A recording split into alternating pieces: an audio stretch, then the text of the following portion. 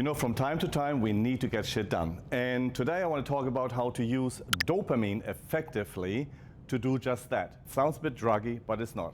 Hear me out. I almost didn't do this video because I'm a little bit embarrassed. I used to be really good at deep thinking, you know, at focus time. I used to be able to concentrate on something for 2 hours straight, like blending out the world. And I find it harder and harder to do that. And yes, I'm getting older, but that's not it. And I think I know why.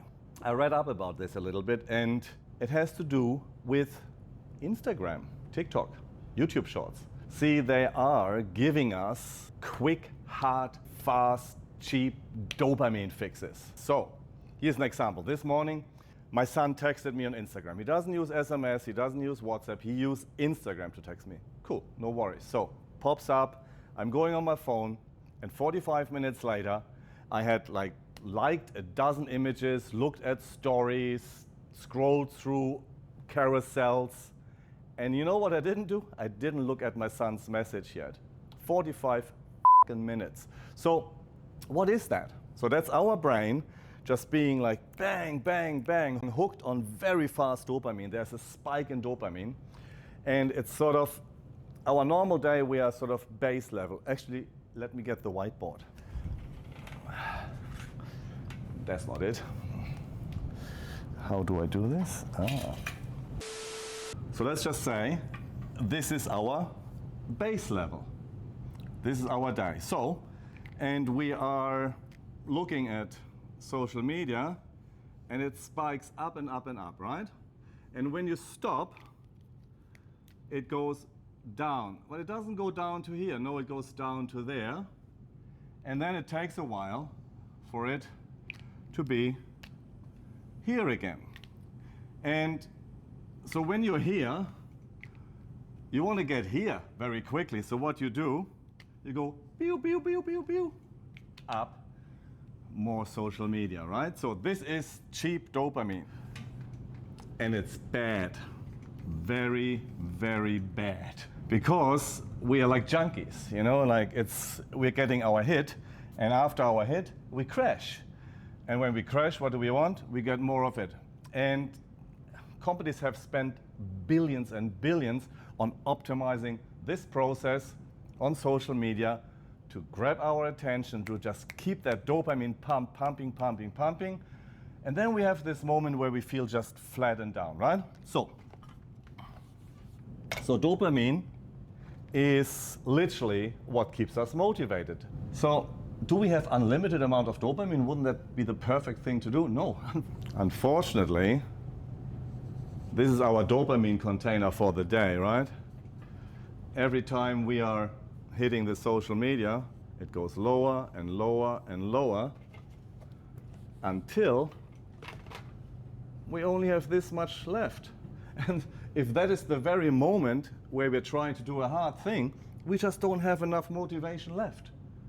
And we're f***ed. So, what can you do, you ask? Good question. Let's just look at our baseline again. So, here's 0, right? You can do hard things first, right? You do hard things first, and doing these hard things and completing them rewards us with slow dopamine. So what's slow dopamine then?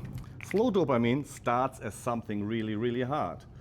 Let's say going to the gym, and you know, you're putting up those weights and you start doing this, and it hurts and it doesn't feel good. But after a while, your body releases a little reward mechanism and you sort of feel good about yourself, right? So it goes slowly, slowly up, and then, you know what?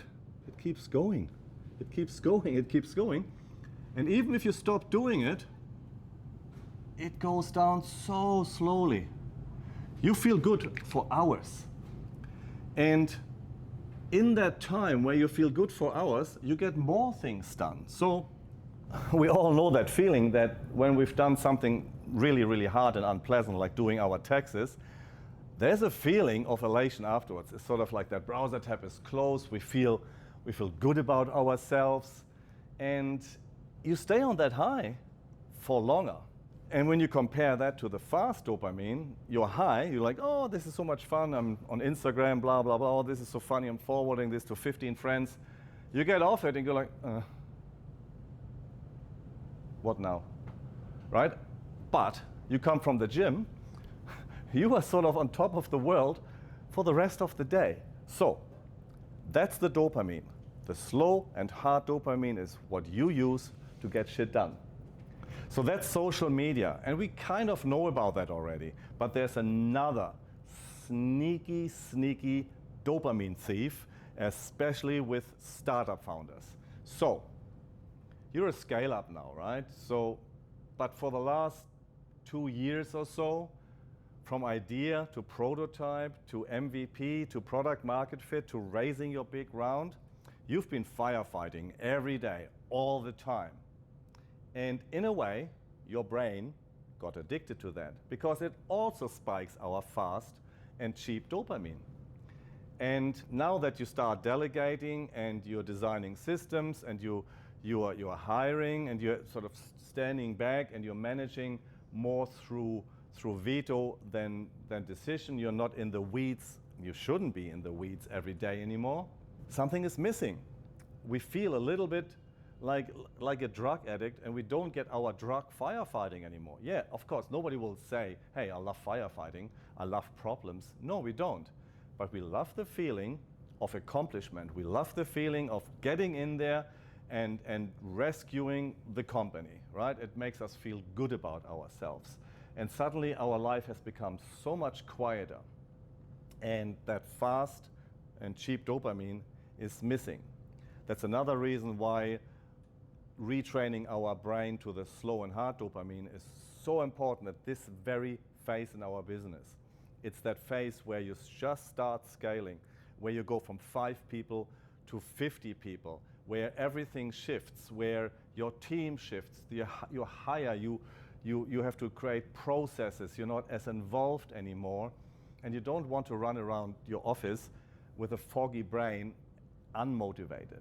So just be aware that firefighting is addictive, and our subconscious mind is quite good at quietly sabotaging our best efforts by, in some shape or form, creating problems that we can then solve to get that dopamine hit. So just be aware of that. Now, very important, remember we only have a certain amount of dopamine per day. And you could, of course, just get totally off social media. Good luck with that. That would mean for me, I couldn't talk to my son anymore, right? He only chats on Instagram, so I would have to sort of I can't. I do not have a defense mechanism to not get triggered by something I see and then just go down the rabbit hole. So getting totally off social media, it's just too difficult, and we're missing out on all sorts of things that depend on social media these days. No, what I'm recommending is to time box social media. So I do not look at Instagram anymore until about 1 p.m., 1:30, just after lunch. I'm a little bit tired anyway, and I'm giving myself 45 minutes for Instagram. So unless somebody's hair is on fire, I don't look at Instagram, I don't look at YouTube Shorts, I don't look at TikTok. I'd get all the things I wanted to do that really move the needle for me, for my business. I get them done before that. And I've built up a very nice, steady level of dopamine in my brain. And I'm starting to feel good. So I'm doing something that's fairly hard, like let's just say a 5-year financial forecast with really difficult Excel formulas or something like that, or a marketing campaign, or the script for this thing. I'm doing that first thing in the morning. I'm not jumping on email. I'm not jumping on social media. I have a quick look at email and see if anybody's hair is on fire, but that's it. If not, I get out of it and sit down, put my headphones on, put my slow dopamine playlist. You laugh, but it's true. I have the same stupid playlist over and over again, and when I put my headphones on and I start playing that Get Shit Done playlist, my brain sort of already knows, okay, and it sort of clicks into focus mode by now. I've done that like, I don't know, 10, 20 times now, and yeah, it's good. I don't find that I need to come up with a new playlist every time. I have the same exact playlist. No words, some words, but not in English. So I don't have to listen, I don't have to concentrate, I don't get distracted, I don't hear anybody else, noise canceling, and I'm getting into that task, and I can feel through that hard work, the hard concentration, how I'm slowly getting into the zone.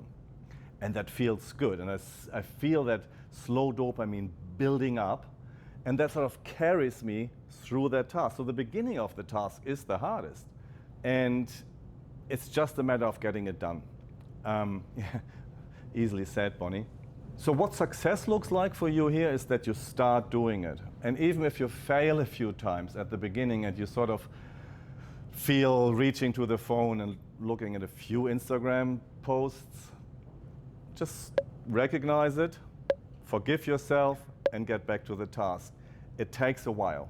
It takes about 3 days to get out of that old fast dopamine hit. It's like getting, well, it has dope in the name, right? It's like getting off drugs.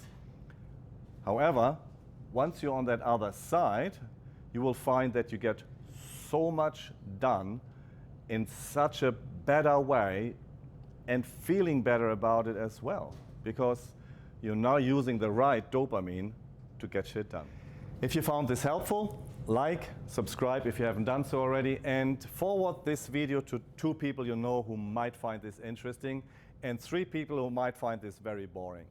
I want to have a few controversial comments down below, and if there's anything you want to ask me that's a little bit more private, DM me as always. I'm here. Have a great week.